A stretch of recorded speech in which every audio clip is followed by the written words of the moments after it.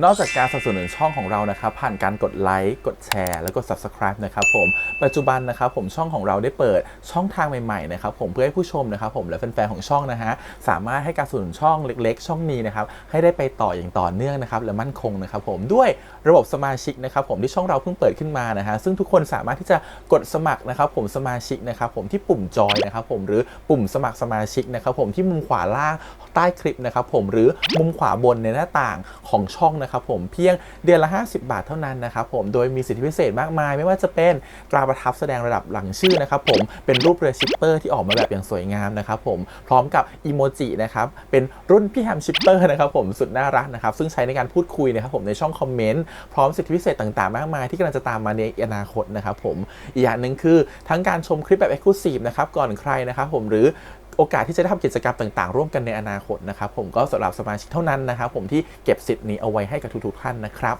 แต่หากระบบสมาชิกยังไม่หนำใจนะครับผมเรายังมีช่องทางอื่นให้สนับสนุนกันนะครับผมไม่ว่าจะเป็นระบบซุปเปอร์แตงนะครับผมซึ่งหากผู้ชมเนี่ยเจอสัญลักษณ์นะครับรูปหัวใจนะครับผมที่มีดอลลาร์ไซน์นะครับผมหรือสัญลักษณ์รูปเงินดอลลาร์อยู่เนี่ยข้างใต้คลิปใดคลิปหนึ่งเนี่ยสามารถที่จะคลิกนะครับผมเพื่อโดเนทนะครับผมแทนคำขอบคุณนะฮะเพื่อเป็นการสนับสนุนช่องได้นะครับหรือจะเป็นการโดเนทนะครับผ่านบัญชีธนาคารนะครับผมซึ่งได้ใส่รายละเอียดเอาไว้แล้วนะครับข้างใต้คลิปนี้นะครับผมเอาไว้ที่คำบรรยายใต้คลิปนอกจากนั้นนะครับผมเรายังได้เปิด Line Open Chat นะครับซึ่งชื่อว่า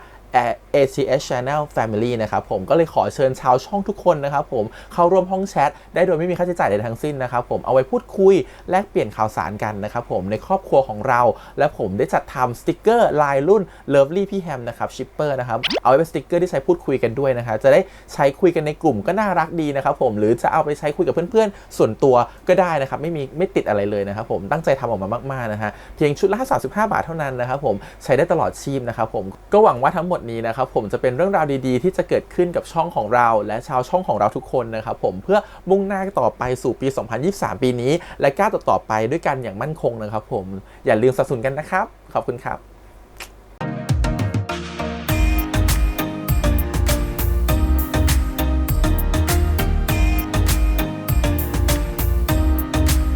บสวัสดีครับยินดีต้อนรับสู่ช่อง ATS Channel นะครับกับพบกันการ reaction นะผมวันนี้อยู่พี่แฮมนะครับกับการ reaction ซีรีส์เรื่องใหม่นะครับค่อยๆรักนะครับผมหรือ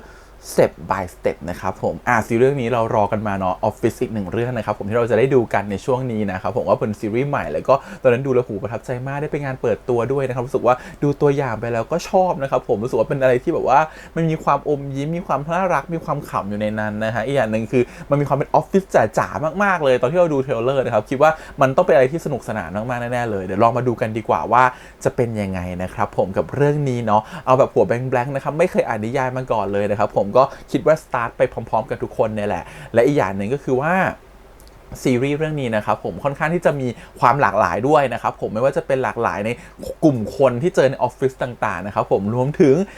แอคชั่นต่างๆที่จะเกิดในเรื่องนะครับหมายความว่าการกระทำของแต่ละคนที่มีปฏิกิริยาที่มันจะมีผลต่อกันและกันนะครับตรงนี้เป็นจุดที่น่าสนใจมากๆก็เดี๋ยวเรามาดูกันในซีรีส์เรื่องนี้ละกันแล้วก็ทางนี้นะครับผมสามารถติดตามชมซีรีส์เรื่องนี้ได้นะครับทุกคืนวันอังคารนะครับผมทางช่องวันเวลา 5 ทุ่มตรงนะครับผมหรือว่าจะย้อนหลังทาง VTV ก็ได้นะครับผมตั้งแต่เที่ยงคืนครึ่งเป็นต้นไปเลยนะครับผมจะเป็นเวอร์ชั่นทั้งแบบปกติที่เป็นทีวีเวอร์ชันหรือจะเป็นเวอร์ชันอันคัทนะครับผมก็สามารถดูได้ VTV นะฮะก็อันคัทก็อาจจะมีฉากเลิฟซีนหรือเปล่าหรือเป็นฉากอะไรบางอย่างที่เป็นฉากกิมมิคน่ารักที่เขาจะใส่ลงมาในแต่ละ EP นะครับเพื่อให้ความเป็นอันคัทเวอร์ชันกับเวอร์ชันปกตินั้นแตกต่างกันแล้วก็จะมีดีเทลอีกเยอะเลยครับว่าอาทิตย์นี้สำหรับเวอร์ชันฟรีดูได้ EP นี้เวอร์ชัน VIP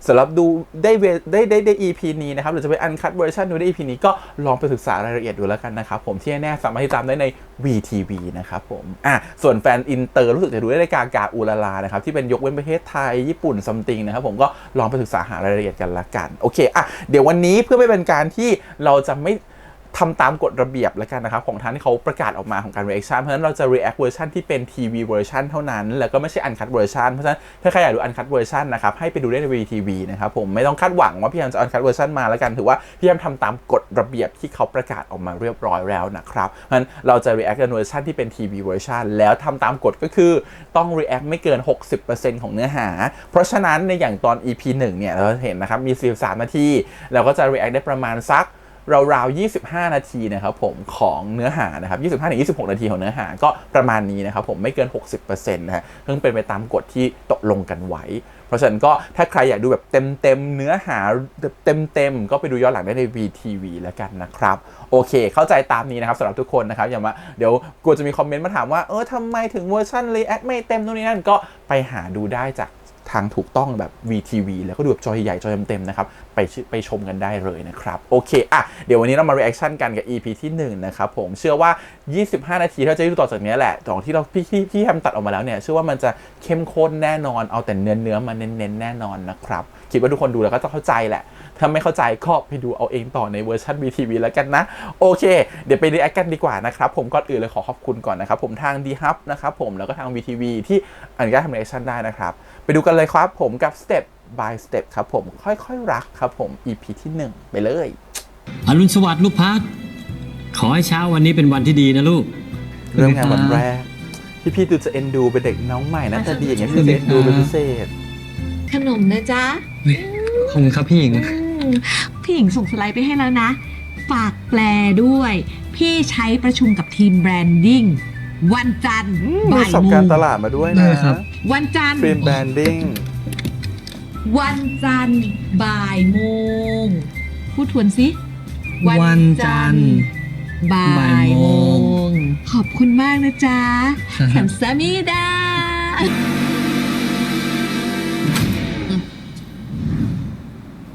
พี่คิดดูนะช่วงทดลองงานผ่านมันจะเดือนก่อนแล้วอ่ะพันไม่ยังได้แต่แปลสไลด์ถ่ายเอกสารแล้วก็ลงไปรับเดลี่อ่ะแล้วหัวหน้างานจะรู้ได้ไงวะว่าพัดมองงานแบบไหนใช่ฉันจะไม่ตัดออกพอเอาแบบเพื่อนท็อปกลางๆนะงานเขาอาจจะยุ่งเขาก็เลยไม่ให้มึงจับอะไรมากไงเหลือเวลาต้อง8 เดือนเหลือเวลาตั้งเยอะมึงไม่แม่งก็ห่วยจำเรื่องสอนงานยังไงเพราะว่าแม่งก็ทำไม่เป็นใช่นะนั่นแหละโดยเฉพาะพี่หญิงนะ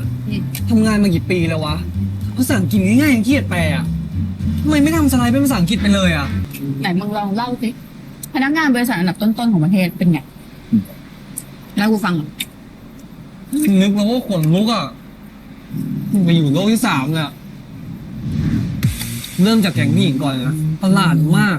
เหมือนพวกทำงานมานานแล้วเขาไม่ได้ออกอ่ะแล้วก็ออกไปไหนไม่ได้เพราะแก่กันหลงกันลากลับบ้านด้วยกันอ๋อเหรอแต่ว่าต้องออกจากบ้านหลังเดียวกันเลยเหรอใช่ไหมทีนี้มึงทำอยู่แล้วมึงทำอยู่แล้วอีบ้าพวกเนี้ยขี้เมาชิบหายวันๆอาจจะจับกลุ่มคุยเรื่องดาราเรื่องเจ้านายแหมมึงไงพัดมึงไม่ขี้เมาเลยมันไม่เหมือนกันเขาเรียกแชร์ข้อมูลอะไรแล้วเป็นอะไรอ่ะไม่เข้าใจอ่ะอีเมลมีคอมมียิ่งต้องถ่ายเอกสารแจกกันอ่ะโลกเขาจะไปยุคเทเบิลเลส 4.0 5.8 9.1 บากันแล้วส่งไฟล์ยังต้องใส่ตำได้กันอ่ะคิดดูดิหรอหรือยิ่งแก๊งผู้ชายนะโคตรท็อกซิกยังไงแบบเป็นดิสเปนไหมพี่เปนนะเมียก็มีลูกก็มี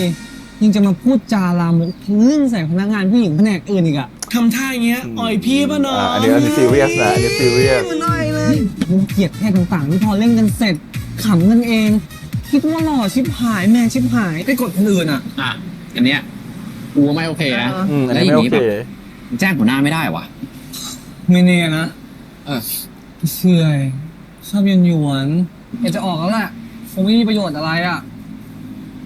มึงต้องสู้นะพี่พัดมึงต้องสู้เว้ยไม่ได้บอกให้อดทนแต่ต้องสู้กลับอย่าไปยอมปฏิเสธไปบ้างมึงทำแบบนี้ไม่โอเคเฮ้ยได้แล้วน้องพัดเหรอว้ายมาพอดีเลยไหนๆก็อยู่นี่นิดแล้วอย่าออกมาลงไปเอาเฉาก๊วยให้พี่หน่อยสิจ๊ะไม่เยอะหรอกเข้าใจมากนะลงไปเลยจ้ะครับเป็นฉันด่าพูดเลยโอเคแต่ถ้าเอาเฉยกลัวแล้วเจอผู้ชายก็ไปให้ได้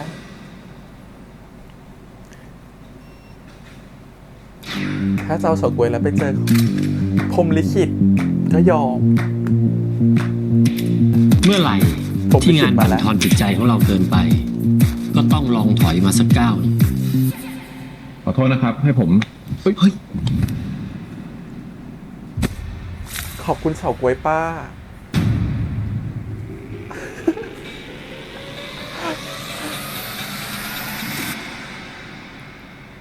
เพื่อตัวเองธเนศตั้งวัฒนา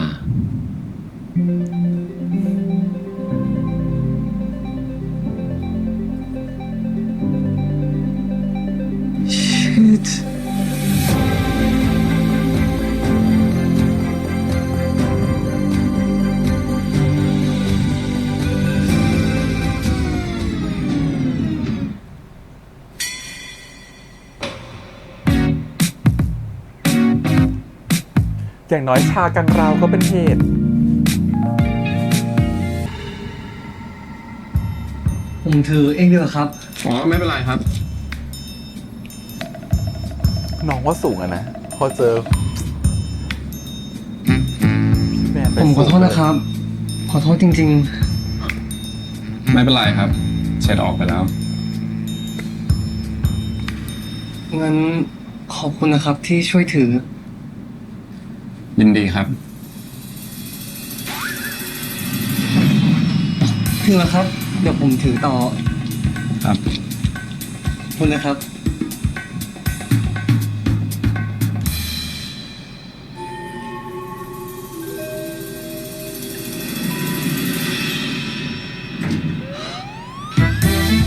ชั้นไหนเอ่ย เชี่ย ฉันผู้บริหารเลยเหรอวะ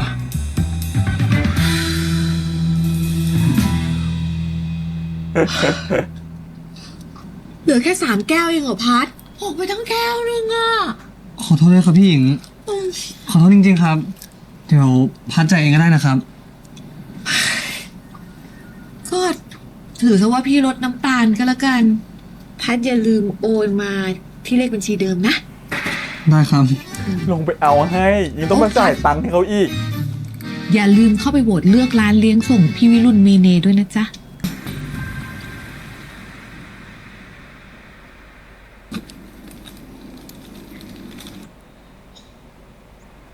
หลบ ร ก่ อ อน สักครู่นะคะ ครับ ให้ผมเลี้ยงกาแฟเป็นการขอโทษได้ไหมครับ กาแฟเวลาเนี้ยเหรอครับ คงนอนไม่หลับกันพอดี ขอโทษทีครับ ลืมไปเลยครับ เอาไว้คราวหน้าเจอกันเขาเลี้ยงผมก็ได้ คุณทำงานที่นี่เหรอครับ ไม่เชิงครับ ของครบแล้วนะคะ ขอบคุณครับ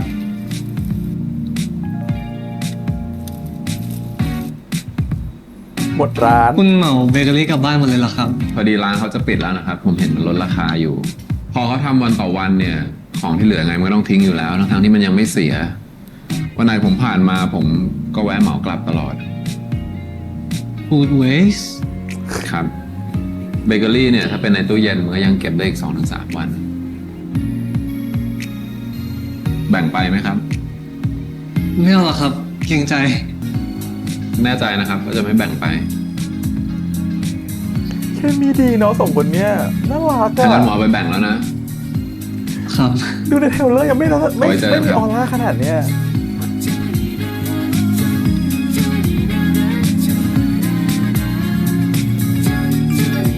ดูเป็นหัวหน้าที่เหมือนแบบมีตัวตนอยู่จริงในโลกอะ ผมลิขิตปะวะ ใช่นี่ก็จะไม่ โอ้ ต่าง นี่ก็ละครมากผมลิขิตหรือเปล่าไม่รู้แต่มึงอันลิขิตได้ใครพัด อุ้ย เกินไปแล้ว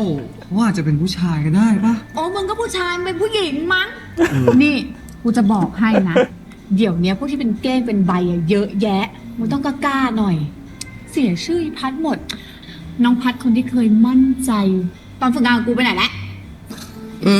นั่นดิพวกมึงจำได้ปะไอตอนปาร์ตี้จบฝึกงานอะ อืม ที่ตอนนั้นอะ เดี๋ยวพี่ เดี๋ยว เฮ้ยฝึกงา พี่ น บีม เดี๋ยว ตอนนั้นอะมึงอะเดินเข้าไปขอบุหรี่ผู้ชายไง พี่บีม ใช่ปะ โอ้ยอย่างแรกเลยครับนะ อย่างแรก เออ ดีเนาะเรื่องนี้ก็เปิดตัวชัดเจนดีไม่ต้องมา พ กั อก แล้ว ไว้ทำงานแล้ว โทษนะครับ ขอบุหรี่ตัวนึงได้ไหมครับ พี่บีม เอ้า ไอ้ขนุนมึงเพิ่งมาหรือไง ดีพี่หนุน โอ้โหเอาอื้อหือกลิ่นขนาดนี้มึงดื่มมาใช่ไหมแล้วใครขับรถ ผมไม่ได้ครับ ไอ้จ้าบขับจ้า สภาพมึงเนาะ เฮ้ย กินอะไรยังมาสักนิด ได้แก้เพิ่มวะ มึงต้องกินละ อยู่เฉยๆไม่ได้มึงอะ อืม พัดไปเข้าห้องน้ำก่อนนะ น้องครับแก้วไวๆครับโอ้โหอยากกินมากแบบนี้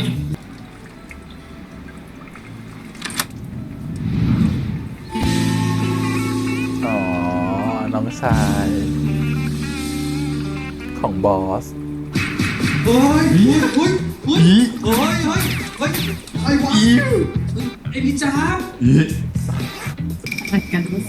นั่งเลยมือ นี่อะไรอ่ะ พี่เต้เจ้าของร้านเอามาให้ลองชิม เขาบอกว่าเป็นเมนูใหม่ ฮะ คือยังไงนะ โอ้ยเด็กๆเข้าไปเถอะไอเต็มนมสดราดเฉาก๊วย แต่เข้าไป เฉาก๊วยแล้วเหรอโอ้ยยาน่ะ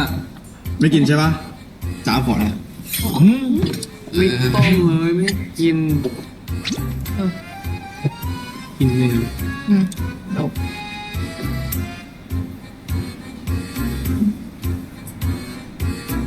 เป็นไง เนี่ย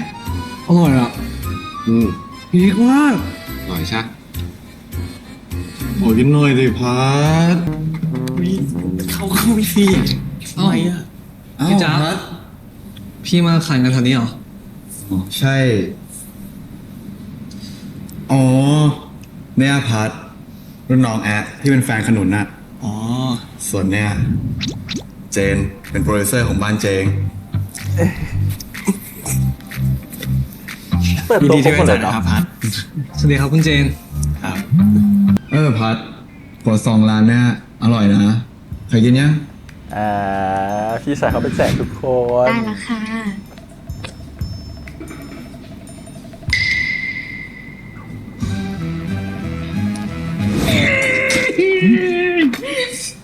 อะไรขนาดนั้นนะ ชื่อเจ๋งแต่นิสัยสวย ขนาดนั้นเลยเหรอพี่หญิงใช่งานก็หนักไม่มีความเป็นมนุษย์แต่สั่งอย่างกับขี้มูกอะ หยุดว่าคุณเจ๋งเป็นขี้มูกเดี๋ยวนี้เลยนะเพราะจริงๆแล้วเขาเป็นไก่ไง จิกทั้งวัน คือแผนกของเราเนี่ย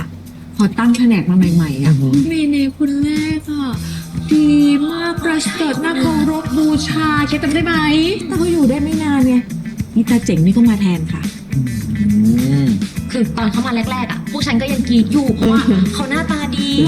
แล้วก็ดีกีเป็นลูกเจ้าของบริษัท เจนลูกเจ้าของบริษัทเลยเหรอครับ อ้าวใช่ไงไม่รู้หรอกก็คุณทายุคมอัฏฐจีรานนท์นั่นไงพ่อเขาอะไม่รู้จักเหรอ อ๋อ เราทำไมถึงออกอะครับ แล้วพัดจะถามทำไมอะหรือว่าพัดจะสนใจคุณเจ๋งไง พี่ ไร้สาระ เซลเล่น นี่คืออีตาเจ๋งเนี่ยนะ ชอบข้ามหน้าข้ามตา ข้ามหัวผู้ใหญ่ไงคือพอเข้ามาถึงนะ ผมต้องการจะเปลี่ยนโน่นต้องการจะปรับนี่ วุ่นวายไปหมดเข้าใจไหม แล้วคือเด็กกว่าพี่ด้วย แล้วทำอะไรมาก็ไม่รู้ไง อยู่ได้แป๊บเดียวก็บายบายจ้ะ บอกเลยว่าเจ้านายแบบเนี้ยคือไม่เลิฟสุด เพราะว่ามันก็อยู่ในอำนาจของเขาหรือเปล่า มันเกี่ยวกับอายุนะ เพราะที่นี่คือเมืองไทย เมืองไทยคือเคารพอาวุโสก่อน ถึงจะเป็นลูกเจ้าของบริษัทก็เถอะ มาจะ ๆ เป็นแปลกเลย อายุยังน้อยแล้วแบบ ข้ามหัวคนไปมา อายุงานก็ไม่รู้ อันนี้ทำอะไรบ้างเหมือนกันนะดูมันไม่สำคัญแต่ก็มีผลนะในองค์กรแบบองค์กรนะ การว่าเมเนคนใหม่ อะไรอะได้เหมือน เขา กันปะ ขอให้ส่งก่อนวีคหน้าที่เขาจะเข้ามา observe อะ ป้านไงล่ะ เริ่มแล้วเห็นไหม มาถึงก็สร้างงานสร้างภาระเลยไงล่ะฉันขอถามพวกเธอคำนึงนะ ว่าทำไมเราจะต้องมาทวนอี job description กันอีกรอบไง เขาเป็น HR หรอ ก็จะ ไม่ใช่ คือหน้าที่ในการทำงาน แล้วเราก็ ว่า รู้ ต้อง หน้า ทำอะไร ที่หม บ้าง ด ใน แล้ว หน้า อะ ที่นี้นะ แล้วยังจะมาทวน คุณคะ ยังมีโครัวซองเหลือ รับไหมคะ เอาครับ ขอบคุณมากครับ ได้ค่ะรอสักครู่นะคะ มาสั่งโครซองตัดหน้าผมเหรอครับ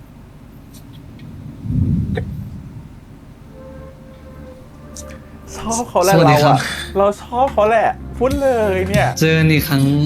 แบบนี้ ผมคงต้องเลี้ยงกาแฟแล้วสินะ ตอนเย็นแล้ว กาแฟเวลานี้ผมคงไม่น่าจะไหวแล้วล่ะครับ อ๋อ งั้นเป็นช็อกโกแลตสักแก้วดีไหมครับ ขอเป็นแบบร้อนนะครับ ได้ครับโทษนะครับ ขอช็อกโกแลตร้อนแก้วหนึ่งนะครับ ได้ค่ะ รอสักครู่นะคะ ช อบเขาเราชอบเขาเนี่ยดูออก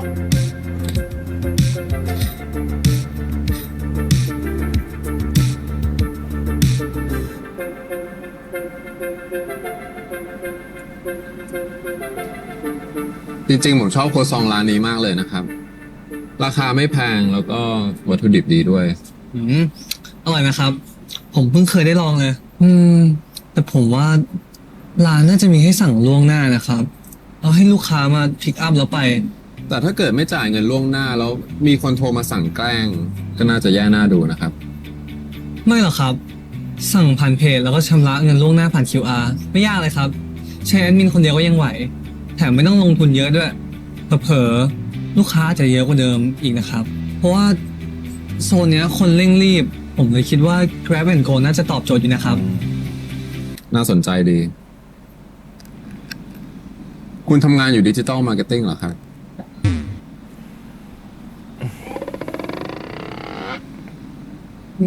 นี่คุณรู้ได้ไงเหรอครับ บัตรพนักงานครับ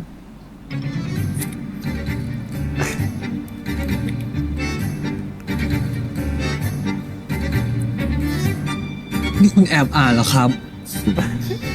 โทษทีครับพอดีตาผมมันดันไม่เห็นนะ งั้นหายกันแล้วนะครับ ครับ รีบเหรอครับ ครับ เดี๋ยวผมจะต้องรีบไปทำงานที่เมเนคนใหม่ให้มาด้วยครับ ให้ผมช่วยไหมครับ อ๋อ ไม่ดีกว่าครับทำเองได้ครับ แค่ให้อธิบาย job desk แค่นี้เองครับ เราหรือเปล่านะ คนในแผนกอะกลัวเมเนคนนี้มากเลยครับ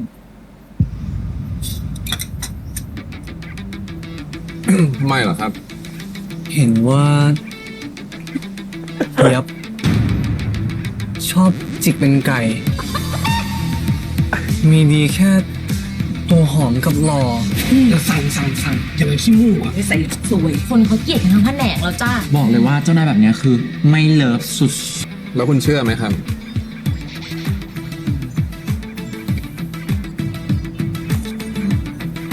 จริงๆ ผมว่ามันก็ปกตินะครับ ยิ่งการบ้านเรื่อง job desk อะครับ ยิ่งบ่งบอกเลยว่าเขาเป็นคนที่ใส่ใจใน workflow การทำงานมากๆ ผมว่าเขาก็คงไม่เหมาะกับระบบการทำงานแบบเจียนกรุ๊ปอะครับ ที่มันเต็มไปด้วยระบบอาวุโส ตรงใจ ผมพูดมากแล้วครับ งั้นเดี๋ยวผมขอตัวก่อนนะครับ เอ็นดูอ่ะน่ารักอ่ะ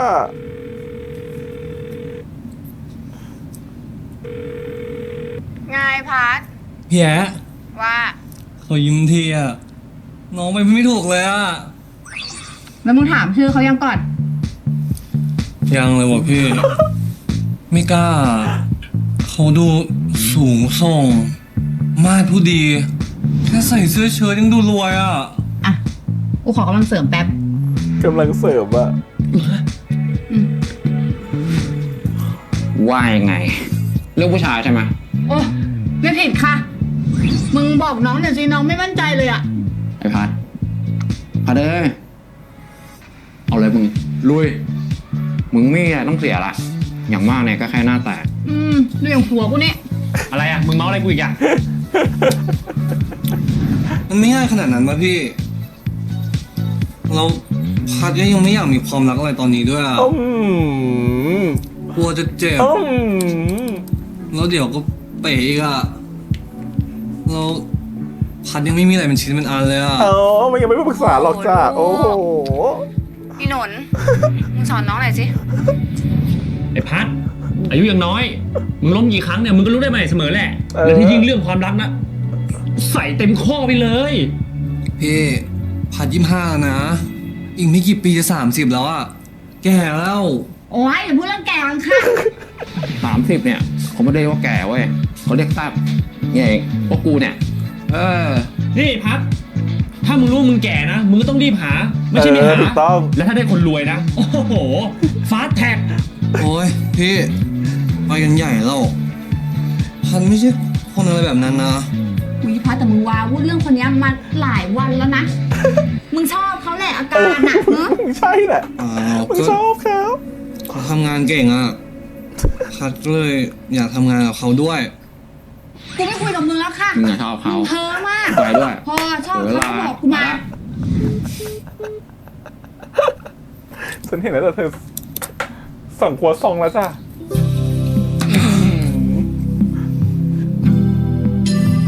เบื่อเนาะคนแบบละลังวนไปวนมาเนี่ยจะแบบอยากจะวางสาย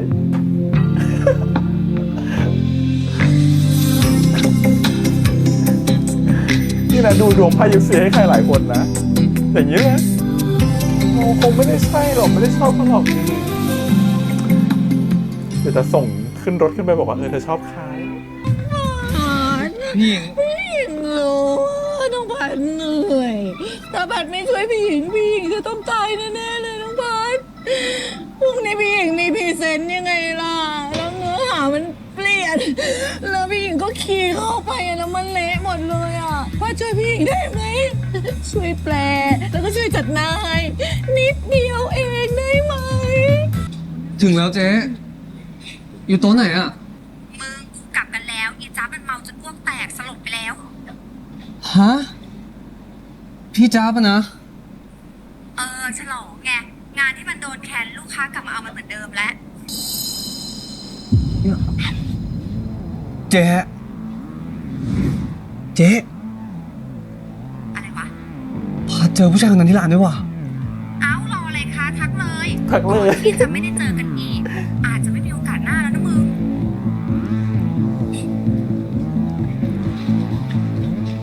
เจ๊ครับนี่เจ๊ครับทำไมไม่ครับ น่าจะไม่หรอกครับยังไงที่ผมสั่งไว้เมื่อกี้เนี่ยก็ช่วยจัดการให้ตรงเวลานะ ได้เลยครับ เจ้าของร้านเนาะพี่ชายจ๊าบไง เขามาทำอะไรที่นี่วะ มาเก็บขยะมามีพาร์ทร้านอาหาร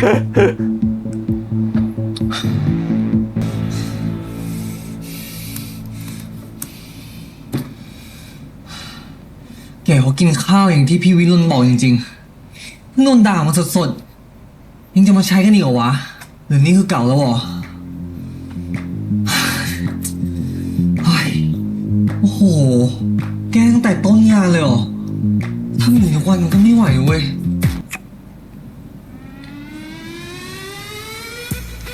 หน้าไหมอ่ะ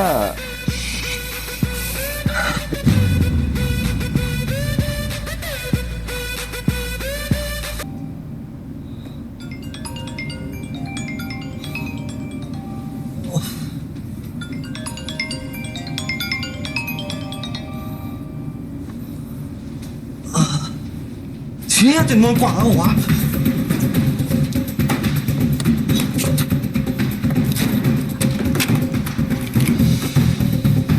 เดี๋ยวว่าแต่เจ้านายวุ่นวายนะพวกป้าเนี่ยก็ท็อกซิกเพอร์ซันมาก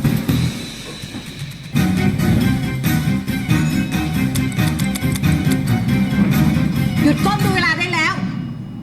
อีก10 นาทีก็สายพอดีละพัด ครับ เอ้าก็รีบส่งให้พี่สิ พี่ต้องใช้ซ้อมปะท้อนั่นนี่ คุณเจ๋งเมเนคนใหม่เขารอพบเธออยู่ รีบไปด้วย ขอโทษครับ โอ้ยไม่ต้องขอโทษนะ เร็วๆเข้าโอ้ย คุณทายุคมอัธจิรานนท์นั่นไงพ่อเขาอะ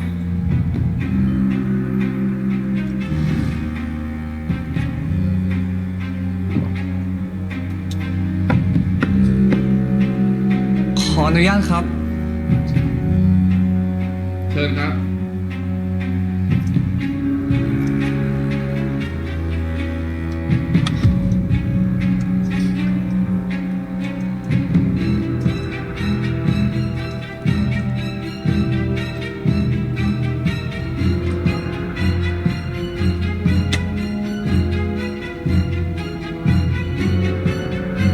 สวัสดีครับ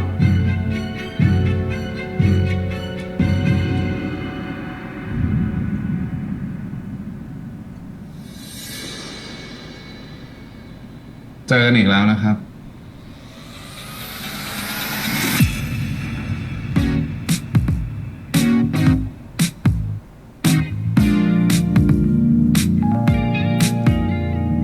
รักจะไปแบบไม่รู้ตัวคิดไปเกินกว่าเดิมน่าชัวร์ยังสงสัยฉันรู้สึกไปตอนนั้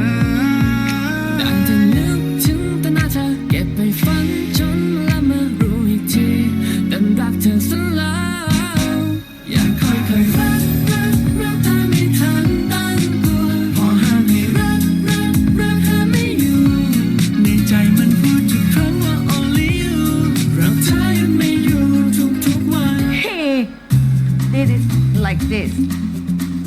because I have always been the one who cleans them up. Those professional looking slides from all the previous meetings. ผมว่าคุณควรจะต้องใจเย็นกว่านี้ แล้วก็หัดควบคุมอารมณ์ให้ได้เหมือนคนที่เขามีวุฒิภาวะเขาทำกันนะครับ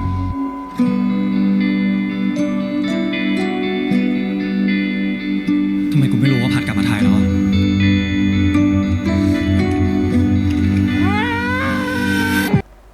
วอะ โอเคครับมารีแคปกันดีกว่าพี่แฮมไม่รู้ว่าพี่แฮมจะตัดตรงไหนออกไปบ้างนะครับแต่ที่พี่แฮมจะไม่ตัดเลยคือฉากที่มีน้องท็อปออกนะครับผมเพราะว่าเราเป็นเพื่อนกัน เราต้องเก็บเพื่อนเราไว้ โอเคเดี๋ยวเรามาพูดคุยกันดีกว่ากับซีรีส์เรื่องนี้นะครับกับ EP นี้ถือว่าเป็นการเปิดตัวนะครับผมว่าตัวละครเกือบทั้งหมดเลยถ้าจะยกเซตเลยนะครับผมทั้งฝั่งออฟฟิศฝั่งเพื่อนของพัทนะครับผมแล้วก็ฝั่งตัวละครอย่างคุณเจ๋งนะครับผมก็คือเปิดตัวหมดเลยนะครับผมแล้วก็ตัวละครแวดล้อมมากันครบนะครับผมพูดง่ายๆคือมาทั้งเรื่องอ่ะอยู่ในเนี้ยอาจจะมาขาดแค่น้องอัพคนเดียวที่เป็นตัวละครอีกคนหนึ่งที่เป็นตัวละครสำคัญอีกคนหนึ่งแต่ที่ยังไม่ได้ออกมาใน EP นี้แต่ EP นี้คือครบนะครับผมพูดเป็นตัวละครเป็นฝั่งไปแล้วกันนะครับผมรู้สึกว่าเป็นการเปิดตัวที่เรารู้สึกว่าทำให้คนรู้จักนักแสดงในตั้งแต่ EP 1แล้วก็ทำได้ดีด้วยนะครับผมแต่ละคนจะมีซีนของตัวเองทำให้จดจำได้เลยอาจจะจำชื่อเขาไม่ได้แต่จำคาแรคเตอร์เขาได้แน่นอนทุกคนมีคาแรคเตอร์ที่ค่อนข้างชัดและออกมาชัดมากๆเราพูดไปทีตัวละครอย่างเช่นจ๊าบกับเจนใช่ไหมครับที่เป็นเพื่อนเขาอย่างเงี้ยจ๊าบนี่คือชัดมากแล้วก็เป็นคาแรคเตอร์ที่ค่อนข้างจะโอเคดูกวนๆหน่อยนะครับผมแล้วเราก็รู้แหละว่าจ๊าบน่าจะเป็นน้องชายของเจ๋งนั่นแหละแล้วเสร็จแล้วตัวจ๊าบเองก็มีคนที่เขาอาจจะชอบอยู่แล้วหรือเปล่าคือเจนที่เป็นโปรดิวเซอร์นะครับผมแล้วก็บอกอาชีพทุกอย่างครบหมดแหละว่าเขาทำอาชีพประมาณไหนนะครับผมตัวละครหนึ่งที่เปิดมาหรือจะเป็นกลุ่มเพื่อนของพัทนะครับผมก็จะมีคนหนึ่งใช่ไหมครับก็มีแฟนชื่อขนุนนะครับผมจะเป็นแนวแบบเจ๊หน่อยเป็นพี่สาวที่แบบว่าดูแล้วน้องชายนะครับผมเป็นห่วงอะไรอย่างเงี้ยคอยจะแบบว่าช่วยเหลือน้องชายในช่วยแบบออกความคิดเป็นที่ปรึกษาทั้งความรักการงานอะไรเงี้ยคู่กับบีมอีกคนหนึ่งบีมก็คือท็อปนั่นเองนะครับผมก็อยู่กันด้วยกันนะครับผมเป็นแก๊งเพื่อนที่คอยให้คำปรึกษาพัดอยู่นะครับผมซึ่งหลักๆเราจะเห็นว่าหลักๆที่เขาจะให้ความสำคัญใน EP 1ที่เป็นปัญหาของพัทเลยก็คือ1เลยเรื่องการงานนะครับผม2ที่เจอในที่ออฟฟิศนั่นแหละที่การงานที่มันวุ่นวายมีความแบบ seniority มีความไม่น่าทำนู่นนี่นั่นมีความแบบหลายๆอย่างที่มันทำให้ประเด็นประดังเข้ามาทำให้งานเขาหนักหน่วงพอสมควรกับอีกประเด็นหนึ่งเลยที่เขาพูดกันก็คือความรักของพัทนะครับผมมีพูดแย่ๆไว้ว่ามันเจ็บจากรักครั้งเก่ามาแล้วก็คือน่าจะเป็นน้องอัพนั่นแหละนะครับผมไม่รู้ชื่อตัวละครตัวอะไรแต่มีการเจ็บจากรักครั้งเก่ามาแล้วก็ไม่อยากจะเริ่มรักครั้งใหม่แต่จริงๆดูก็ออกว่าเธอรักเขาไปแล้วเธอชอบเขาเราดูออกเป็นแบบนั้นนะครับผมก็คือพูดเป็น2ประเด็นหลักในมุมของตัวพัทนะครับผมทีนี้มาฝั่งของพัทในฝั่งออฟฟิศบ้างออฟฟิศเนี่ยชอบนะครับผมเป็นการเปิดตัวที่ค่อนข้างโอเคเลยแล้วน่าจะเป็นซีรีส์ออฟฟิศซีรีส์แรกที่ให้ความหมายของแต่ละคำที่เป็นคำของออฟฟิศนะครับผมชอบนะเราดูซีรีส์แพทย์มาแล้วเนาะซีรีส์แพทย์ก็จะมีการเอาศัพท์แพทย์ขึ้นมาแล้วก็บอกว่าแพทย์เนี่ยคำว่าอะไรเราอยากให้มีแบบนี้มากๆคือให้ทุกคนรู้จักศัพท์ที่เกี่ยวกับในเชิงของการทำงานบ้างเกี่ยวกับออฟฟิศบ้างต้องเข้าใจก่อนว่างานที่พัดทำเนี่ยมันจะเกี่ยวกับงานที่เกี่ยวกับมาร์เก็ตติ้งเพราะฉะนั้นศัพท์ส่วนใหญ่ที่จะออกมาในเรื่องเนี่ยก็จะเป็นศัพท์เทคนิคหรือศัพท์เฉพาะในกลุ่มมาร์เก็ตติ้งด้วยแล้วก็เป็นศัพท์ที่ใช้ในออฟฟิศปกติด้วยนะครับปนกันไปเพราะฉะนั้นก็ต้องแยกแยะว่าศัพท์แบบนี้อาจจะไม่ได้ใช้ในทุกๆงานแต่ละศัพท์ที่เขาหยิบขึ้นมาเนี่ยและให้ความหมายเนี่ยค่อนข้างเป็นศัพท์ที่เราจะเจอได้บ่อยๆในหลายๆองค์กรและก็ในหลายอาชีพนะครับไม่จำเป็นต้องเป็นตลาดก็ได้เช่น job description นะครับผมก็คือเขาเรียกว่า JD นะครับย่อๆก็คือเหมือนกับว่าจ็อบที่คุณต้องทำเนี่ยงานที่คุณทำอยู่เนี่ยมีหน้าที่อะไรบ้างเรียกว่า job description นะครับผมที่เจ๋งเขาสั่งให้ทุกคนเนี่ยทำเพราะว่าอยากให้ทุกคนระบุหน้าที่และเข้าใจงานของตัวเองว่าสโคปงานของตัวเองมันทำแค่ไหนมีงานอะไรบ้างที่ต้องทำในแต่ละวันงานที่ตัวเองต้องรับผิดชอบมีอะไรบ้างนี่คือ job description หรือศัพท์บางศัพท์เช่น NDA อย่างเงี้ยอันนี้เขาเขียนตัวย่อมาเลย NDA นะครับก็คือเหมือนกับว่าสัญญาที่เซ็นเพื่อปกปิดความลับนะครับเขาเรียกว่า non disclosure agreement นะ disclosure คือห้ามเปิดเผยใช่ไหม non disclosure คือไม่เปิดเผยagreement คือสัญญาก็คือสัญญาไม่เปิดเผยความลับก็ย่อเป็น NDA นะครับผมก็จะเป็นอีกศัพท์หนึ่งที่น่าจะได้ยินบ่อยๆในหลายๆองค์กรนะครับหรือ legal คือบททีมกฎหมายนะครับผมก็คือเป็นคนที่พูดดูแลกฎหมายกับองค์กรต่างๆอย่างเงี้ยแล้วจะมีศัพท์อีกเยอะแยะเลยที่โผล่ออกมาในนี้จะเป็น brand CI อย่างเงี้ยครับตัวตนของแบรนด์คืออะไรนะครับผมหรือว่าจะเป็นแบบว่าแบรนด์เมนไม่แน่ใจมีคำว่าแบรนด์ไม่แน่ใจว่ามีคำว่าอะไรบ้างลืมไปละแต่รู้สึกว่ามีหลายๆคำซึ่งพวกคำว่าแบรนด์อะไรพวกนี้มันจะเป็นคำเกี่ยวกับพวกทางธุรกิจที่เกี่ยวกับพวกมาร์เก็ตติ้งซะส่วนใหญ่นะครับผมจะของพี่ทำงานฝ่าย finance เนาะการเงินก็จะเป็นอีกฝั่งหนึ่งก็จะเป็นอีกคำหนึ่งแต่คำที่เจอได้ทั่วไปเนี่ย job description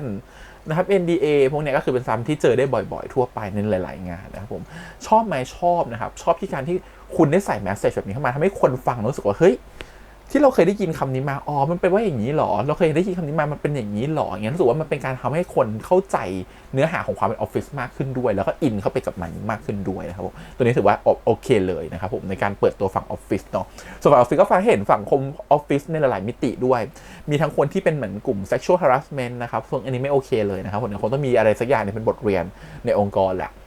ะเดี๋ยวนี้ไม่ค่อยมีกันแล้วนะจริงๆองค์กรใหญ่ๆก็ไม่เห็นแล้วน้อยมากแล้วว่าคือใครทำอย่างนี้จะโดนด่านะครับผมแต่ก็ย้ำใส่คาแรคเตอร์ตัวละครนี้เข้ามาในองค์กรเนาะเพื่อจะคิดว่าเดี๋ยวคงจะมาพูดเรื่องบางประเด็นแหละเลยใส่ตัวละครแบบนี้เข้ามาแล้วไอ้ตัวละครหนึ่งอย่างคุณป้านะครับผมคุณป้าหญิงเนี่ยก็คือจะเป็นแนวแบบว่าคุณป้าซีเนียร์ที่อยู่มานานและอาวุโสและถ้าสมมติในนิยายของเราเรียกว่าเดดวูดแล้วทำงานซ้ำๆเดิมๆทำงานที่ตัวเองถนัดแล้วก็ไม่มีแบบว่า potential ในการที่จะทำงานอื่นๆที่มันพัฒนาตัวเองมากขึ้นหรือเป็นงานใหม่ๆมากขึ้นและทำอยู่แต่งานเดิมๆซ้ำๆถามว่าคนแบบนี้โอเคไหมจริงๆที่อยู่ในองค์กรก็โอเคนะครับผมเราต้องมีคนแบบนี้ในองค์กรบ้างคือเป็นคนที่ทำงานเดิมๆซ้ำได้ซ้ำแบบไปได้เรื่อยๆอย่างเงี้ยแล้วก็ไม่ได้เรียกร้องอะไรเพิ่มมากแล้วก็อยู่ที่นี่แล้วนิ่งแหละก็ถือว่าเขาสามารถถนัดในงานนั้นๆไปตลอดเวลาได้แล้วก็ตายแล้วก็เหมือนกับว่าไม่อยากจะขยับเขยื้อนไม่อยากจะเปลี่ยนงานแล้วก็ถือว่าทำออกมาในมุมนั้นๆได้ดีถือว่าก็เป็นคนที่ควรจะมีในองค์กรไว้บ้างไม่ใช่แบบไม่มีเลยนะครับผมแต่ความที่ป้าอย่างเงี้ยแหละมันจะมีความที่ข้อคนองค์กรเก็บคนแบบนี้ไว้เนี่ยมันก็จะมีความที่เจเนอเรชันของคนหรือเจเนอเรชันของแกปในแต่ละองค์กรมันเริ่มแตกต่างกันมันก็จะมีความที่แก่กว่ากับเด็กกว่าอันนี้พูดจากประสบการณ์ตรงแล้วกันนะครับเพราะองค์กรที่ทำอยู่เนี่ยค่อนข้างมีเจเนอเรชันแกปที่ต่างกันมากจะมีแก่ไปเลยแก่ๆเลยนะครับอายุว่า40ขึ้นไปเลยแล้วก็มี30แล้วก็ไปเด็กเลยนะครับผมมีความแกปที่ต่างกันมากเราจะอยู่ตรงกลางๆนะครับผมซึ่งตรง40ไปเลยเนี่ยถามว่าสมัยนี้เขาเรียกป้าตรง40ไปเลยแต่ก็จริงๆก็ยังไม่ถึงกับป้าหรอกแต่มันก็จะมีเอางี้ป้าเป็นคำนิยามของคนนิสัยป้าดีกว่าคิดว่าทุกคนคงเข้าใจนิสัยป้าเนาะมันจะมีความเป็นแบบเนี่ยถืออาวุโสเป็นที่ตั้งต้องมีความเป็นอาวุโสก่อนเป็นคนชอบสั่งงานเด็กเป็นคนชอบเหมือนไหว้วานเด็กคือมีปัญหาแบบป้าๆซึ่งคนวัยเราหรือวัยเด็กๆอาจจะไม่มีกันอะไรเงี้ยแต่บางคนที่อายุเยอะแบบนี้เขาก็ไม่มีนิสัยแบบนี้นะครับเพราะเราไม่ควรจะเรียกว่าป้าทุกคนทีนี้ถามว่าป้าหญิงมาทำอะไรมันมีผลยังไงจริงป้าหญิงเนี่ยนอกจากเป็นเดดวูดแล้วเนี่ยหมายถึงว่าเป็นคนที่ทำงานซ้ำๆเดิมๆได้เนี่ยมีความเป็นแบบแบ็คโบนขององค์กรแหละแต่อาจจะไม่ใช่แบ็คโบนที่สำคัญขนาดนั้นแต่ที่แน่ๆคือป้าหญิงมีความเป็นท็อกซิกขึ้นมาด้วยซึ่งอันนี้ไม่ดีต่อองค์กรนะครับผมการที่มีคนแบบนี้ที่เป็นท็อกซิกขององค์กรขึ้นมาหมายความว่ามันทำให้คนอื่นที่อยู่ข้างๆกันน่ะอาจจะเบื่อแต่ดูนะครับผมมันอาจพอคิดอีกแบบหนึ่งแต่คนแบบนี้ถ้าในมุมของหัวหน้ามองนะคนแบบนี้มันก็จะเป็นท็อกซิกกับแค่พัดคนเดียวหรือเปล่าแต่ไม่ได้เป็นท็อกซิกกับคนอื่นนี่แหละทำให้ป้าหญิงมันยังอยู่รอดในสังคมของมันได้เพราะว่าอะไรเพราะว่าในมุมของคนอื่นเนี่ยป้าหญิงเป็นคนขี้เมาอ่ะป้าหญิงเป็นคนชอบนินทาป้าหญิงจะเป็นพวกสายสอดแนมแบบมีข่าวมาเยอะแล้วมันก็อยู่กับกลุ่มคนที่เป็นสไตล์เดียวกันได้คือพวกขี้เมาเหมือนกันซึ่งในองค์กรทุกองค์กรเชื่อว่ามีกลุ่มคนขี้เมานะครับผมมีแน่นอนซึ่งเขาก็อยู่กับคนพวกนี้ได้แล้วก็ดูแบบเป็นคนที่แบบว่าทุกๆคนอาจจะไม่ได้รักหรอกแต่ทุกคนเนี่ยจะไปสนใจข่าวที่เขาจะข้ามมาบอกทุกคนเลยสนใจสิ่งที่เขาจะเอามาเล่าให้ฟังเพราะฉะนั้นน่ะมันก็เลยเหมือนกับเป็นตัวเก็บข่าวเป็นคนที่อยู่มานานรู้เรื่องเยอะอะไรเงี้ยก็ถือว่าเป็นตัวละครตัวนึงที่ถ้าอยู่ในองค์กรมันก็จะแบบมันจะทำให้องค์กรบางองค์กรรันได้ดีครับผมแต่ในที่เนี้ยในความที่เขาเป็นท็อกซิกของเขาคือเขาไปลงกับคนอื่นโดยการไหว้วานคนอื่นด้วยตัวเขาไม่โปรเฟชชั่นอลเองทำงานเองไม่ได้ถามว่ามีแบบนี้เยอะไหมมีเยอะนะครับผมทีนี้มันก็ทำให้เด็กใหม่ๆที่เป็นเจเนอเรชันที่มันห่างกันมากๆรู้สึกว่าเจเนอเรชันที่จะรับป้าหญิงได้อาจจะเป็นเจเนอเรชันรุ่นพี่จนถึงสัก30ต้นๆอาจจะพอรับป้าหญิงได้แต่หลังจาก30ลงไปแล้วอะเราว่ารับป้าหญิงไม่ได้ละเพราะมันจะมีความรู้สึกแบบทำไมต้องทำให้เธอด้วยทำไมฉันต้องแบกรับงานของเธอทำไมฉันต้อง say yes เธอทำไมต้อง seniority ทำไมต้องมีเพราะเราเห็นการตั้งคำถามของพัทที่เหมือนว่าอ้าวเจ้านายก็ดีนี่ในเมื่อหน้าที่เขาคือเจ้านายเขาก็ต้องทำได้สิทำไมถึงต้องมีความเป็นผู้หลักผู้ใหญ่ประเด็นนี้เดี๋ยวค่อยเก็บไว้ก่อนเดี๋ยวค่อยคุยกันแต่รู้สึกว่าตรงเนี้ยมันเป็นท็อกซิกให้กับเด็กเจนนี้นะครับผมเด็กเจเนอเรชันที่ห่างกับป้าเยอะเนี่ยรู้สึกว่ามันมีความไม่เข้ากันซึ่งเดี๋ยวไม่รู้ว่าเขาจะมีวิธียังไงในการที่จะเบลนด์เจเนอเรชันให้มันแคบลงนะครับซึ่งจริงมันก็มีวิธีแหละแต่เราคงไม่เอาพูดใน EP นี้นะเดี๋ยวพี่มันจะยาวเกินไปนะรู้สึกว่ามันก็มีวิธีอยู่ซึ่งเรารู้สึกว่ามันก็เป็นอะไรที่เดี๋ยวดูซิว่าเรื่องเขาจะเสนอตรงไหนแล้วมันน่าสนใจหรือเปล่านะครับผมในการที่จะให้ป้ากับเด็กมาเจอกันได้ก็ต้องรอดูเขาจะเสนอแบบไหนซึ่งนี่แหละมันเป็นท็อกซิกบางอย่างเดี๋ยวมันจะเห็นได้ชัดใน EP หน้าเลยว่าป้าไม่ทำงานไม่ได้คิดเองให้เด็กทำแล้วสุดท้ายทำออกมาแล้วงานก็แย่แล้วเด็กก็ทนไม่ไหวโทษป้าอย่างเงี้ยมันก็จะเป็นแบบนั้นไปแล้วสุดท้ายพอเด็กทำแบบนั้นไปก็จะดูไม่ดีในสายตาผู้ใหญ่อีก ดีว่าเป็นเจ๋งที่เข้าใจพัดนะถ้าเป็นคนอื่นก็จะมองว่าอ้าวถึงมันดูไม่ดีเลยทำไมต้องทำให้ทีมเวิร์กแตกด้วยอาจจะเจอประเด็นนี้ได้นะครับผมอาจต้องรอดูแล้วกัน EP หน้าจะเกิดเหตุการณ์อะไรขึ้นแล้วเขาจะออกมาแบบไหนทีนี้พวกองค์กรเนี่ยทุกคนเราจะบอกว่าทุกๆองค์กรมันจะมีคนกลุ่มหลายๆกลุ่มแบบนี้อยู่ในองค์กรปนๆกันไปมีทั้งคนที่ดูเป็นป้ามีทั้งคนขี่เมาส์คนขยันทำงานเป็นสตาร์ขององค์กรเป็นคนเก่งขององค์กรเป็นคนที่บางคนเก่งนะครับผมแต่ไม่สนใจใครเลยก็มีบางคนเป็นคนเก่งเห็นแก่ตัวก็มีมันมาในหลายรูปแบบนะบางคนเป็นคนเก่งที่พูดยังไงนะเหมือนกาฝากอะการทำงานเป็นคนเก่งขององค์กรแต่ฉันใช้ชีวิตกับเพื่อนๆเหมือนเป็นกาฝากอะไม่เคยซื้ออะไรมาแบ่งปันไม่เคยแบ่งอะไรเลยเห็นแก่ตัวสุดๆนะครับผมเห็นแก่ตัวเองแต่ทำงานดีก็มีนะครับผมมันมีหลายๆแบบเพราะฉะนั้นเราคิดว่าในแต่ละองค์กรมันมีคนหลายไทป์ความยากของการทำงานองค์กรคือทำยังไงให้คนทุกไทป์มันเจอกันได้อาจจะเป็นหน้าที่ของ HR แล้วเป็นหน้าที่ของหัวหน้าด้วยที่ทำให้ทุกคนมันสามารถทำงานด้วยกันได้แล้วเป็นทีมที่ดีที่สุดเราเชื่อว่าแต่ละทีมมันไม่จำเป็นต้องมีคนเก่งทุกคนมาอยู่รวมกันเพราะนี่เป็นหัวหน้าเรารู้ว่าเรามีลูกน้องเราเหมือนกันหลายคนเรารู้ว่าการเอาคนเก่งไว้หนึ่งแบบทุกคนเป็นคนเก่งหมดไม่ได้ดีนะครับผมมันต้องมีคนที่เก่งในแต่ละเรื่องที่แตกต่างกันแล้วมาเบลนกันนั่นคือสิ่งที่ดีแล้วคำว่าเก่งแต่ละเรื่องไม่จะเป็นต้องเป็นเก่งวิชาการแต่มันเป็นเก่งเรื่องการเข้าหาสังคมก็ได้เป็นเก่งเรื่องการสอดแนมฉันก็ชอบนะเพราะงานที่เราทำอาจจะเป็นงานที่ต้องเกี่ยวกับการที่ต้องใช้หาข้อมูลถ้ามีคนที่ดิกข้อมูลได้เป็นคนที่หาข้อมูลเก่งๆก็จะดีกับกลุ่มเราเหมือนกันเพราะฉะนั้นมันก็ต้องมีคนหลากหลายในทีมของเราแต่เราจะเบลนทีมของเราไงให้ทุกคนมันสามารถทำงานด้วยกันได้เดี๋ยวบอกแนะนำของเราเนี่ยทีมเนี่ยมีคนอายุ40ขึ้นไปเลย2คนนะครับผมมีคนอายุมัน30กว่าปลาย2คนมีคนที่อายุใกล้ๆกับเรานะครับผมประมาณ2คนมีคนที่เด็กกว่ามากๆอีก4คนนั่นคือทีมของเราทั้งหมดเราก็ต้องมีวิธีของเราเหมือนกันในการที่จะทำให้ทุกคนมันแก็บมันลงตัวซึ่งโชคดีที่เราจะเจอป้าที่นิสัยดีอาจจะเจอคุณลุงที่นิสัยดีอาจจะเจอเด็กที่เข้าใจป้ามันก็ทำให้ทีมมันเข้าใจกันดีและมันเบลนกันง่ายแล้วมันก็มีผลต่อการที่เราไปสัมภาษณ์ใครสักคนเข้ามาทำงานด้วยว่าคนที่จะมาสัมภาษณ์ของเราเนี่ยมันจะฟิตกับทีมเราหรือเปล่านี่ก็มีผลเราถึงบอกว่าการที่เป็นความเป็นโซเชียลสังคมขององค์กรมันมีผลเยอะมากในการที่ในมุมของเจ้านายก็มองแบบนึงลูกน้องเองก็มองแบบนึงบางครั้งป้าคนนี้ไปความท็อกซิกกับคนนี้มันก็ต้องดูแลใจของเด็กจะเป็นยังไงทำยังไงถึงจะแก้นิสัยป้าได้โดยที่มีความอลุ่มอล่วยกันเราไม่ได้มาในเรายังเชื่อในเกณฑ์ว่า seniority สำคัญในประเทศไทยเป็นคำที่เสียแทงมากแต่เป็นความเรื่องจริงนะฮะเพราะว่าเนี่ยทำงานกับลูกเจ้าของบริษัทลูกบริษัทที่เราทำอยู่คือใหญ่มากและนี่เป็นลูกเจ้าของบริษัทเพราะฉะนั้นน่ะลูกเจ้าของบริษัทคนนี้ก็คือสำคัญน่ะรู้เลยนามสกุลมาถึงนี่ป้างเลยลูกใครรู้แต่เราชอบที่พ่อแม่เขาสอนลูกเขามามากๆว่าต้องอ่อมน้อมถ่อมตนต้องเป็นคนนิสัยน่ารักต้องเข้ากับพี่ๆได้อยู่กับพี่ๆได้เขาจับมาอยู่เนี่ยเขาไม่มีความเป็นแบบเจ้านายเลยไม่มีความเป็นลูกเจ้านายเลยเราชอบตรงนั้นมากซึ่งถามว่าไม่ความน่ารักไหมมันเป็นความน่ารักนะครับผมเรารู้สึกว่าการที่มี seniority โอเคมันไม่จำเป็นที่ต้องมี seniority ในเรื่องของมุมมองความคิดอันนี้เราเข้าใจนะครับในสถิติของความคิดเนี่ยแต่ละคนมีสิทธิ์ออกความเห็นเหมือนกันหมดเลยแต่ในมุมของความน่ารักในแบบของความแบบ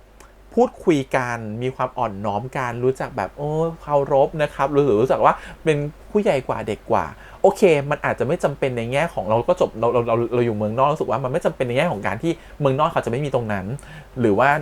การ culture ของต่างชาติอาจจะไม่ได้มีตรงนั้นขนาดนั้นอะไรเงี้ยไม่ได้มีความ seniority ขนาดนั้นแต่ไทยเนี่ยด้วยความที่เรารู้สึกว่าถ้าเป็นเด็กที่เคารพผู้ใหญ่ไว้ก่อนไม่ได้เคารพทุกเรื่องนะหมายถึงว่าเคารพในความที่เขาแก่กว่าหรือว่าอ่อนน้อมถ่อมตนคำตัวเข้าหาผู้ใหญ่ที่มันดูน่ารักอย่างเงี้ย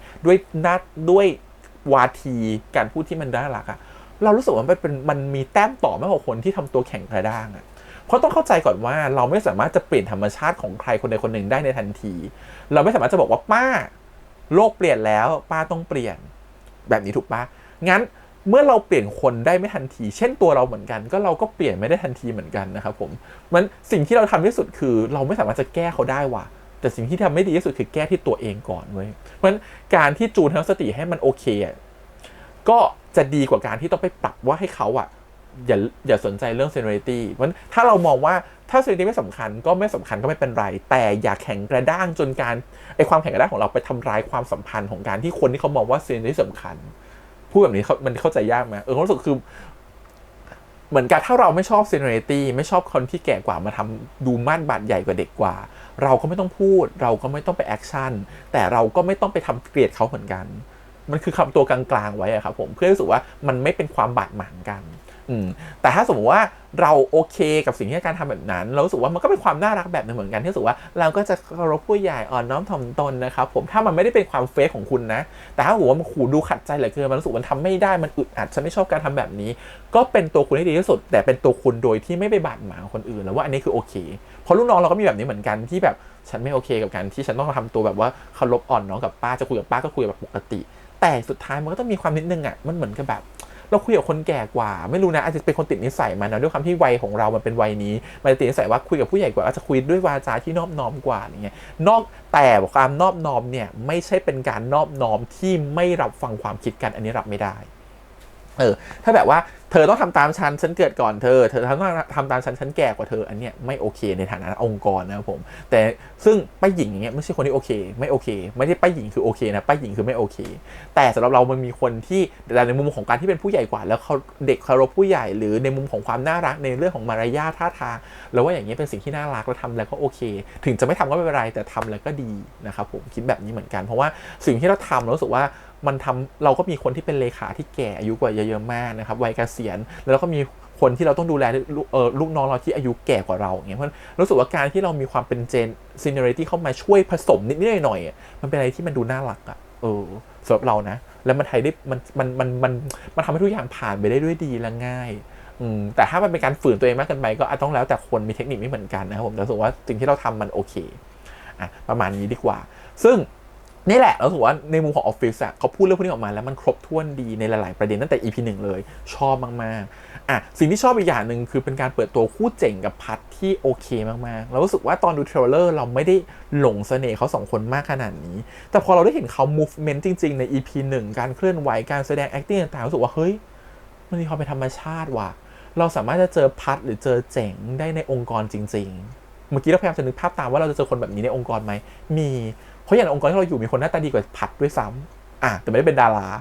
าแล้วก็มีคนที่เป็นหัวหน้าที่หน้าตาดีกว่าเจ๋งด้วยซ้ำแต่ก็ไม่ได้เป็นดาราเพราะเรารู้สึกแบบมันเจอคนหน้าตาประมาณเนี้ยได้จริงๆในออฟฟิศ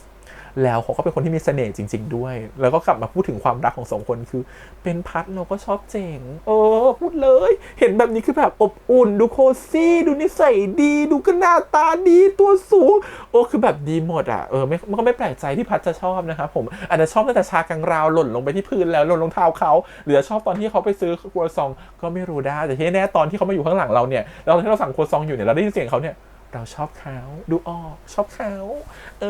แล้วไอ้พวกที่ชอบเขานะชอบโทรศัพท์ไปหาปรึกษาพี่เอายังไงดีนะไงเริ่มปรึกษาเนี่ยจริงๆไม่ต้องการความเห็นนะ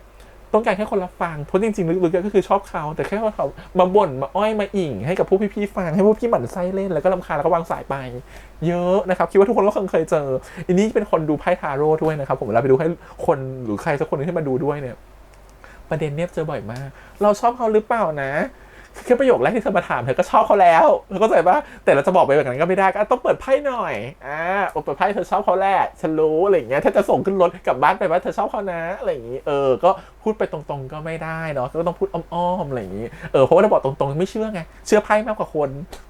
ก็เป็นแบบนี้เยอะเข้าใจได้รู้สึกว่ามันเป็นธรรมชาติที่มันเป็นจริตที่น่ารักของพัดมากๆในการดูอีพีรู้สึกว่ามันมีความแบบไม่เข้าใจตัวเองว่ารักหรือเปล่านะแต่ก็แบบหรือว่าเรารักเขาแต่หน้าตาออกน้องเล่นเก่งมากน้องเบนเล่นเก่งมากชอบมากและเจ๋งก็คือน้องแมนเล่นมีความคุ้มกลิ่มน่ารักเขารู้สึกคือมันเป็นการเปิดตัวละครที่มันมีการเราเห็นเคมีของ2คนในEP 1ได้ดีเลยชอบมากถือว่าเป็น EP 1ที่เปิดตัวได้ดีให้เห็นหลายๆมิติหลายๆประเด็นนะครับชอบหลายๆประเด็นเลยแล้วก็ชอบความมีเสน่ห์ของแต่ละตัวละครด้วยเราคิดว่าแต่ละตัวละครเนี่ยมันจะเริ่มมีคาแรคเตอร์ที่ชัดขึ้นมีเสน่ห์ขึ้นแล้วทำให้เรารู้สึกสนุกไปกับการดูซีรีส์เรื่องนี้มากขึ้นแน่เลยนะทั้งฝั่งของเพื่อนพัดเองหรือทั้งฝั่งของออฟฟิศเองแล้วก็ตัวระหว่างเจ๋งกับพัดด้วยนะครับผมแล้วก็ไซส์สตอรี่ต่างๆก็ค่อนข้างจะออกมาโอเคแล้วฝั่งคุณพ่อของพัดอีกยังไม่ได้พูดถึงนะครับผมเดี๋ยวรอดูแล้วกันว่าจะเป็นยังไงก็ถือว่าเป็น EP 1ที่สำหรับเรานะประทับใจดูแล้วดีนะครับผมคาดหวังแล้วเริ่มคาดหวังแล้วนี่ใจฟูขึ้นมานิดนึงแล้วนะฮะรอดู EP 2ส่วนการที่ EP เนี้ยมันก็คือเรื่องราวนั่นแหละคือพัดได้เจอกับเจ๋งนะครับผมแล้วก็มีการบ่นเรื่องราวเกี่ยวกับคนในออฟฟิศสิ่งที่มันเกิดขึ้นอยากจะลาออกแล้วนะไอ้พวกบอกจะอยากจะลาออกเนี่ยไม่ค่อยได้ออกหรอก เพราะว่าถ้าจะออกจริงออกเลยนะครับผมคือมันจะมีความแบบเนี้ยที่รู้สึกว่าโอเคเป็นธีมนี้ของตัวพัทที่เราได้ดูต่อไปว่าเขามีความละลังว่าจะออกดีไม่ออกดีแต่ตอนนี้มีการเปลี่ยนบอสใหม่อาจต้องมีการคิดใหม่แล้วว่าจะออกดีหรือเปล่าอะไรแบบนี้นะครับผมใน EP นี้แล้วก็รวมถึงการที่เป็นการพบเจอกันของเจ๋งกับพัทแล้วก็เป็นการเปิดตัวละครทุกๆตัวในซีรีส์ขึ้นมานะฮะก็ถือว่าเป็น EP 1ประมาณนี้ของการรีแคปนะครับครบถ้วนทุกประการครบถ้วนหรือเปล่าไม่แน่ใจถ้าขาดตรงไหนก็มาเสริมเติมแต่งกันแล้วกันแล้วเดี๋ยวสัปดาห์หน้าเจอกันใหม่ EP 2นะครับผม EP 2น่าจะทำได้แหละ EP 2นะครับผมเพราะว่า